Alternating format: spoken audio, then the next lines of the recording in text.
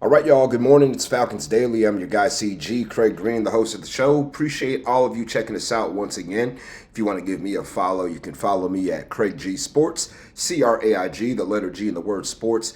Fan Arch, who also powers Falcons Daily. You can find them at Fan Arch Co, FANARCHCO. And we'd like to give a huge shout out to our friends right here, BAM, at Underdog Fantasy for sponsoring Falcons Daily. Matt Ryan, our president, is going to be speaking to the media today at 11 a.m. This is going to press before his interview, so we will chop it up tomorrow and talk about what he had to say. But what do you think he'll say in the press conference? And I'm going to tell you what I think he's going to say. I think he's going to tell everybody that, number one, being good is the enemy of great in his own way, the same way that Arthur Blank said it. So he's going to probably phase that in saying we don't want to be in contention for the playoffs. We want to be in contention for a championship. And that's where we're trying to go as soon as this season. What else is he going to tell you? Well, the GM search right now is probably narrowed down to a couple of people. Really, it's most likely one, Ian Cunningham. They just can't hire him right now because he is the assistant general manager for the Chicago Bears, and the Bears are still alive in the playoffs. So no way that is going to happen per NFL rules. Number three thing he's probably going to tell you is that Michael Penix is going to be the quarterback most likely this season. They don't know what they're going to do with Kirk Cousins. You know, if you're looking for anything juicy when it comes to that, don't expect any news on that. Maybe something that where you could read between the lines.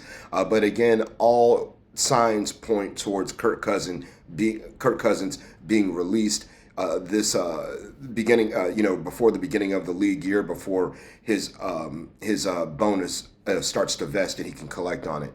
The Falcons can save a little bit of change here if they let him walk, and Darnell Mooney for that matter. But I think that's what you're going to hear today out of the press conference, also about the process and what his job is actually going to be. Who's he overseeing? You know, is he the boss of the head coach? Is he the boss of the general manager? Most likely, yes. I mean, they report to him, so technically he is their boss.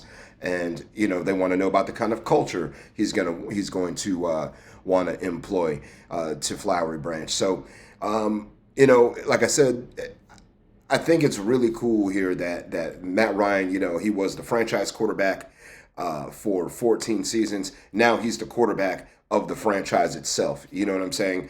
It's kind of cool that he's going to come back after how everything went down with Arthur and Terry or whoever was involved in it. I'm putting it on at the feet of Arthur Blank and Terry Fontenot, trying to trade him, trying to replace him with Deshaun Watson, ultimately having to trade him to the Colts because they bumbled that situation so badly. But expect to hear some of those things from Mr. President this morning during his press conference. Jim Harbaugh is a free agent, as some of you know. John Harbaugh, that is, not Jim Harbaugh, who is the head coach of the Chargers. But his brother, John Harbaugh, the former head coach of the Baltimore Ravens, is a free agent. And reportedly, according to Connor Hughes of SNY in New York, his choices are down to the Giants and the Falcons. Some of the Giants front office people, including Steve Mara, I believe, met with Harbaugh at Harbaugh's house and they had lunch with him, but they did not classify it as a formal interview. Meanwhile, the Falcons posted on social media on Monday that they had an interview with John Harbaugh. Connor Hughes and some of those folks were reporting that interview was over the phone with Matt Ryan. So we'll see what comes of it, but the Falcons are considering that a formal interview, even though some of the New York media, not Connor Hughes himself, but others are trying to maybe throw some cold water on it and say, well, it wasn't a real interview. But what do you really need to say to John Harbaugh? Really? You know what I'm saying? What do you need to say to him to figure out if he's the best guy for the job? Hey, you want to win the Super Bowl? Yes. Do you want to get hired? Yes. That's pretty much all it needs to come down to. I mean, John Harbaugh's resume speaks for itself. The amount of division titles, playoff appearances, and AFC Championship game appearances, again, speaks for itself. He can't get there every single year, but as much as he did get the Ravens there, they were in contention for it every single year. So, and including winning one Super Bowl, of course, with Joe Flacco back in 2012. But yeah, not a whole lot needs to be said to John Harbaugh when it comes to the job. You already know what you're going to get when you bring him in the building. So I guess for Matt Ryan, a phone call was really just good enough. All right, our friends at Underdog want to remind you that the playoffs are still here. And the Underdog is the best place to get on all the gridiron action. Playing on Underdog is easy, y'all. Just pick if your favorite players are going to go higher or lower on stats like touchdowns, rushing yards, receptions, and more. If you get them right, you can win up to 5,000 times your cash. This week on Underdog, I'm looking at the Pro Football Divisional Playoffs. I'm looking at Buffalo at Denver. I'm selecting Josh Allen to go higher than 220.5 passing yards, and Denver's Cortland Sutton for higher than 51.5 receiving yards. So what are you waiting for?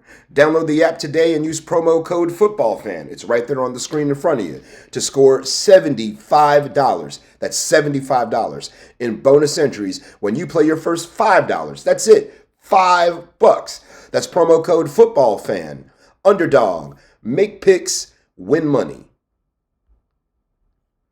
Falcons are about to come out with some brand new uniforms, y'all. I don't know if you guys saw the news, but they talked about it on social media on Monday the 12th and said, hey, they had a little video showing the 2020 design that came out, the one with the ATL block letters in the front with the big bold numbers, and taking it out of the locker, and then the video cuts and says April 2026. So lots of rumors behind what kind of design it's going to be. Who knows? But what we do know is that it was first reported way back in December, I want to say, and it was Zach Cohen who reported it first, and he basically had a list of all these people, all these different teams. Basically, Washington Commanders reported first on October that they'd get some new uniforms. The Titans, the Ravens, the Rams. And back on December 11th, that's when it was, he reported that the Falcons had put in for some new uniforms. So we'll see. And he says, it's going to be a throwback-inspired look. So throwback-inspired look, okay. The actual throwback, I hope it's not the permanent jersey, But again, like I said, if we went to a look that's more like the throwbacks. You know what I'm saying? I don't know how we'd be able to pull off the throwbacks too, unless we went, like if we're going red helmet, black shirt, white pants, right? Then, hey, we probably could go red helmet, red shirt, white pants or gray pants as the throwback look, if we went all the way to the 80s, you know what I mean? But again, the league raves about that throwback look, and I think our throwbacks should just stay as the throwbacks. I don't think it should be the permanent uniform. I know we're 16-3 in them since I think 2009 or something like that, but it shouldn't be the permanent uniform whatsoever. Again, it's going to lose the luster. It's not going to be anywhere near special if we keep wearing it all the time. You know what I'm saying? I personally loved the most recent uniforms. I thought they were really cool. I love the ATL right on the front. I know it was one of Nike's new designs, and some people hated it, but I thought the ATL looked really sharp. I love the black uniforms with the white numbers. It was very easy to see the white on the black. With the black numbers, I thought it was a really clean look. My favorite, really, I like at home, I like the all black look. I thought that was really slick. On the road, all white was really dope looking. The Falcons in all white from head to toe, awesome look. I wish we could find a way to kind of keep that going with the new uniform changes. And also on the road, I did like white with the black pants. I thought that was a clean look as well. But honestly, I would like to see some more red incorporated. Maybe red pants, if we could possibly find a way for red pants. I know they teased it with the last set of uniforms, and we never got to see them. I think it just wasn't going to work out with the stripes and all of that, but I'm all down for it. If we can find a way to do like an all black and all white and all red and then mix and match them each and every week, I think, that would simplify the process, keep it clean looking, and also still have our throwbacks to go into. I even like the gradient when we had the gradient. I had a gradient Grady Jarrett jersey, lost it. Wish I had it still, but anyway, that was I thought that was a cool look. I thought it was pretty creative. I know it made us kind of look like Oregon a little bit, but I was still down for it. But I'm kind of excited to see what the new uniforms look like as well. Quick reminder of the head coaches that the Falcons have been interviewing. Some of the notable ones here anyway, we had Clint Kubiak in the building on January 10th. As you can see, Kevin Stefanski interviewed over the weekend as well on January 11th. And then yesterday, Mike McDaniel and John Harbaugh interviewed with the Falcons for their head coaching position. And, of course, we still have Ejiro Evero, who's been requested to interview with the Falcons as well. Mike McDaniel, again, an interesting selection. Remember, he was an assistant with the Falcons on their Super Bowl staff. So, and he comes from the Shanahan branch of the Walsh tree. So, it would be very similar to Shanahan's offense. We've still been trying to recapture that since the Super Bowl year, and it's hasn't really been able to do it. The closest thing we saw maybe was Matt Ryan 2018 under Steve Sarkisian, who went for like 38 touchdowns, 7 interceptions. But after that, you had Clint Kubiak, who also comes from the Bill Walsh tree of offenses under his, remember, he was pretty much born with a clipboard and a headset on. His dad is Gary Kubiak, who's been an offensive coordinator, for forever and ever, or was an offensive coordinator forever and ever anyway. Also, Ejiro Evero, kind of has a Vic Fangio base when it comes to his defense, a 3-4 base. So I wonder if he would keep Jeff Ulbrich and let Ulbrich run his multiple scheme, because we line up in a 3-4 for the most part anyway.